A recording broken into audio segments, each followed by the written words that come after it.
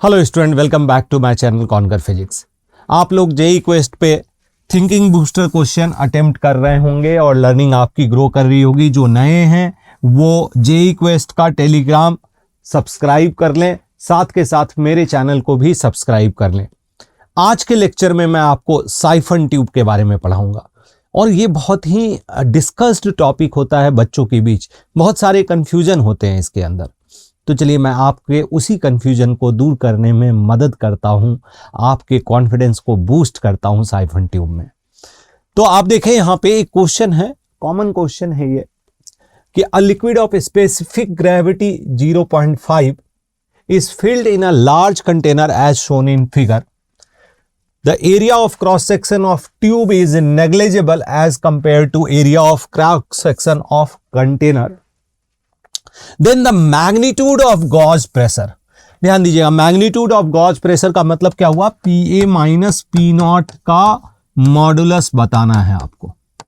ठीक है, तो वो कह रहा है, इनफैक्ट बताना नहीं है, यहां पे दे रखा है कि P A minus P not का जो मॉड होगा वो x बाई 20 होगा। तो आपको x की वैल्यू बतानी है। ठीक है, तो पहले समझते हैं वर्किंग ऑफ साइफन ट्यूब की साइफन ट्यूब काम कैसे करता है। तो आपने सुना होगा कई लोग स्कूटी पार्क किए और चोर जो है पूरा पेट्रोल निकाल लिया। कैसे निकाल लिया? तो एक पतला पाइप होता है, इस तरह से करता है और पेट्रोल उसमें पास होने लगता है। तो यानी आपने माउथ से एक प्रेशर क्रिएट किया जो फ्लो कराया। तो साइफन ट्यूब उसी वर्किंग पे काम करता है। तो आप इसको ऐसा नहीं कह सकते कि अच्छा सर ये तो चोर वाले वर्किंग पे काम कर रहा है, मतलब इसको उस सेंस में नहीं देखा जाए। अगर हम फिजिक्स के टर्म में देखें तो बेसिकली ये किस पे, ये पूरा का पूरा साइफन ट्यूब बर्नौलीज थ्योरम पे बेस्ड है एंड स्ट्रीम लाइन फ्लो पे बेस्ड है।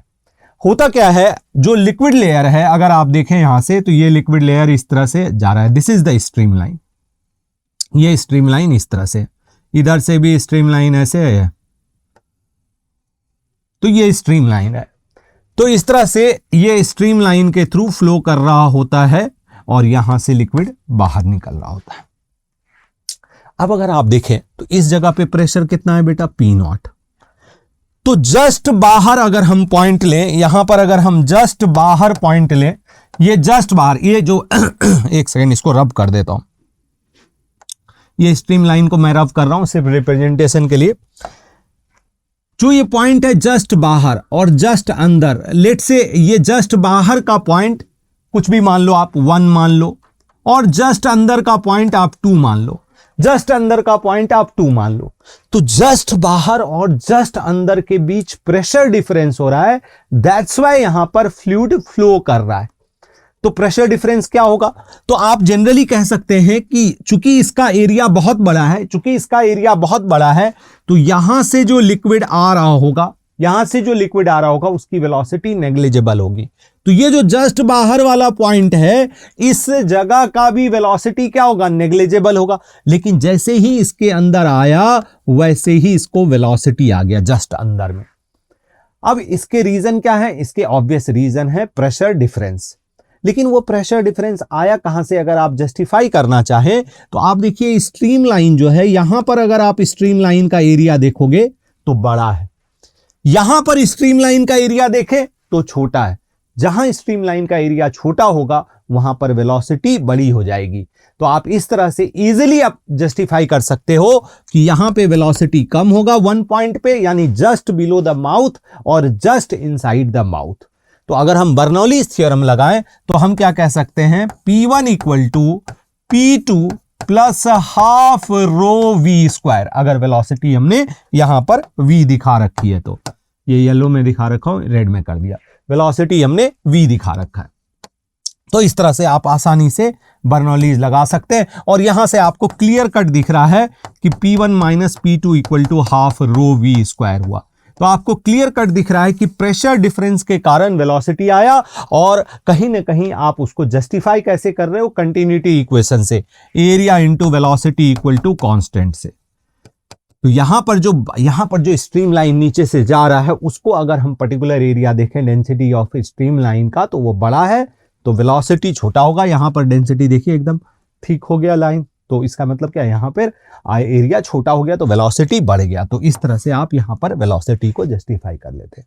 अब चूंकि ये सारा का सारा स्ट्रीमलाइन है, ये सारा का सारा स्ट्रीमलाइन है, तो जो वेलोसिटी यहां पर होगी, जो वेलोसिटी यहां पर होगी, जो वेलोसिटी यहां पर होगी लिक्विड की, यहां पे होगी और यहां पर होगी, सभी जगह लिक्विड की स्पीड सेम होगी, क्योंकि साइफन ट्यूब का एरिया यहां से वहां तक सेम है। दैट्स वाई स्पीड सेम होगा। अब स्पीड सेम है तो एक डाउट ये आता है कि सर यहां तो ग्रेविटी लग रहा है, यहां तो ग्रेविटी लग रहा है सर, ग्रेविटी लग रहा है तो ये तो ग्रेविटी के कारण वेलोसिटी बढ़नी चाहिए सर, वेलोसिटी बढ़ी क्यों नहीं? तो ये इसलिए ऐसा इसलिए हुआ कि आप देखो यहां से P1 का प्रेशर, 1 वाला पॉइंट कहां है बेटा, 1 वाला पॉइंट कहां है, तो 1 वाला पॉइंट जस्ट बाहर है, ये 1 यहां पे है, 2 पॉइंट इनसाइड है, 2 पॉइंट इनसाइड है। तो इनसाइड का प्रेशर, ये इनसाइड पॉइंट है, इनसाइड पॉइंट का प्रेशर क्या है, आउटसाइड से कम है, यानी इधर जो प्रेशर है वो इसके रेस्पेक्ट में कम है। यहां प्रेशर P0 है और यहां जहां लिक्विड निकाल रहा है वहां भी प्रेशर P0 है। तो यहां पर जो लिक्विड है, लेट से आप लिक्विड ये वाला पोर्शन देखते हो, इस वाले पोर्शन का अगर आप फ्री बॉडी डायग्राम बनाओगे तो DMG नीचे होगा और प्रेशर, ऊपर का प्रेशर कम होगा, ऊपर का प्रेशर कम होगा और नीचे से प्रेशर ज्यादा होगा, यानी डेल्टा P ऊपर की तरफ एक्ट करेगा। तो delta P into area DMG को बैलेंस करेगा। दैट्स वाई इसके अंदर फ्लूइड का वेलोसिटी कांस्टेंट रहेगा। तो यहां पर क्या हुआ, प्रेशर डिफरेंस इनटू एरिया जो है वो DMG को बैलेंस करेगा। आप चाहो तो आप कोई भी 1 मीटर का लेंथ लेना, उस पे लिख के चेक कर सकते हो, दिक्कत नहीं आएगी। यानी अभी तक हम लोगों ने 3 बातें यहां डिस्कस की। पहला, स्ट्रीमलाइन फ्लो होगा। दूसरा, जो जस्ट आउटसाइड माउथ है और just inside mouth, pressure difference के कारण वेलोसिटी आ जाएगा। तीसरा, इस पूरे में वेलोसिटी कांस्टेंट रहेगा। अब आप बर्नौलीज ये पॉइंट को मान लो 3 point, point 3, point A, point, let say इस पॉइंट को बी नाम दे देते हैं, point A, point B, point 3, किसी भी पॉइंट के बीच आप बर्नौलीज थ्योरम लगा सकते हो। तो लेट से ये जो पॉइंट 3 है, इसको सी पॉइंट लिख देते हैं, 3 की जगह सी लिख देते हैं। ये यहां पर जो पॉइंट है सी है। तो point C and point B के बीच अगर हम बर्नौलीज लगाएं तो ये रेफरेंस लाइन हो गया, ये रेफरेंस लाइन हो गया। तो लेट से यहां तक का जो डिस्टेंस है, यहां से यहां तक का जो डिस्टेंस है वो कैपिटल H मानते हैं। कैपिटल H की वैल्यू कितनी हो गई बच्चे, तो ये 1 मीटर, ये 4 मीटर, यानी 5 मीटर हो गया कैपिटल H का वैल्यू। तो बर्नौलीज हम लगा रहे हैं, बर्नौलीज हम अप्लाई कर रहे हैं point B and point C के बीच बर्नौलीज लगाए। तो चूंकि रेफरेंस हम सरफेस पे ही लिए हुए हैं, तो P0 plus 0 equal to PB। यहां पर क्या हो जाएगा, यहां पर हो जाएगा PB। और चूंकि ये रेफरेंस लाइन के नीचे है तो माइनस ρGH लिखेंगे, minus ρGH plus half ρV²। V क्या है, वेलोसिटी जिससे पानी निकल रहा है। अब अगर आप देखें तो PB की वैल्यू कितनी होगी बेटा, PB की भी वैल्यू P0 होगी, PB की भी वैल्यू P0 होगी। देखो यहां पर PB की वैल्यू P0, क्योंकि आउटसाइड पॉइंट। तो इस तरह से आप देखो PB और P0, भाई PB की भी वैल्यू P0, इसकी भी वैल्यू P0, कट गया, यानी ρGH equal to half ρV², यानी V इक्वल टू √2GH। आप यहां पे H की वैल्यू 5 पुट कर दोगे तो ये आ जाएगा 10 मीटर पर सेकेंड। अब क्वेश्चन में क्या पूछा गया है, क्वेश्चन में पूछा गया है गॉज प्रेशर। तो गॉज प्रेशर पूछा गया है तो आप क्या करोगे, आप इस पॉइंट और ए पॉइंट के बीच बर्नौलीज लगाओ, इस पॉइंट और ए पॉइंट के बीच, यानी C point and A point के बीच बर्नौलीज लगाते हैं। तो P0 plus 0 is equal to PA plus ρG। आप देखिए इसका हाइट कितना है, इसकी हाइट कितनी है, तो आप देखो यहां पर से इसकी हाइट, इस जगह की जो हाइट है ये कितनी है, 2 मीटर है, क्योंकि 3 मीटर में ये 1 मीटर गया तो 2 मीटर। तो यहां प्लस ρG इंटू 2 और प्लस हाफ ρV²। तो यहां से आप देखिए तो P0 minus PA equal to ρGH, चूंकि वाटर है तो डेंसिटी 10 की power 3 into 10 into 2 plus half 10³ into यहां पर 100 कर देंगे। अब एक चीज ध्यान दीजिएगा, जो डेंसिटी ऑफ लिक्विड है, चूंकि आप स्पेसिफिक ग्रेविटी 0.5 दिया हुआ है तो आप डेंसिटी ऑफ ग्रेविटी ये नहीं लिखेंगे, डेंसिटी जो है स्पेसिफिक ग्रेविटी 0.5 दी हुई है। देखिए ना, liquid of specific gravity 0.5, specific gravity क्या होता है, density of liquid divided by density of water, तो 0.5 इंटू 10³ होगा। ठीक है, तो आप यहां पर पुट कर देंगे तो ये देखिए रो बाहर निकाल लेते हैं। अगर हम यहां पर रो बाहर निकाल लेते हैं तो इस जगह पे हो जाएगा 20 प्लस ये कितना हो जाएगा 100 डिवाइडेड बाई 2।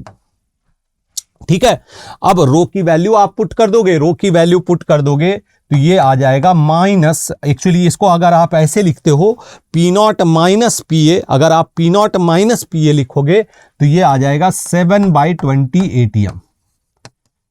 एटमॉस्फेरिक में चेंज कर दिए, 10⁵ से कर देंगे, 1 SI यूनिट में 10⁵ में चेंज कर देते हैं।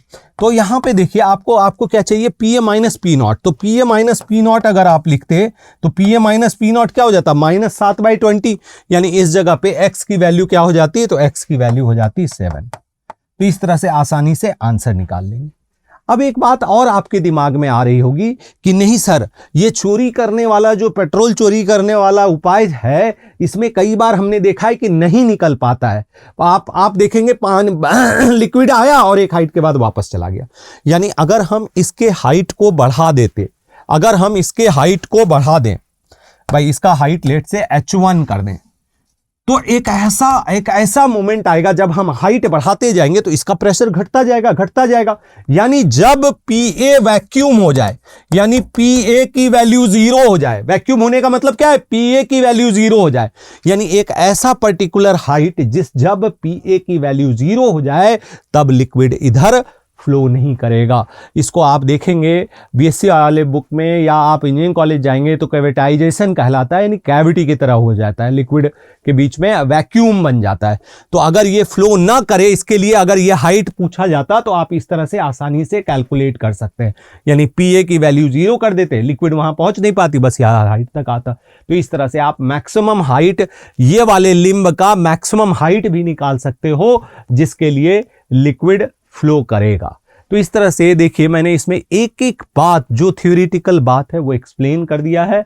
आप उनको नोट्स की तरह जरूर बना लेना, जैसे मैंने इसमें पॉइंट वाइज बताया उस तरह से आप नोट्स कर लेना।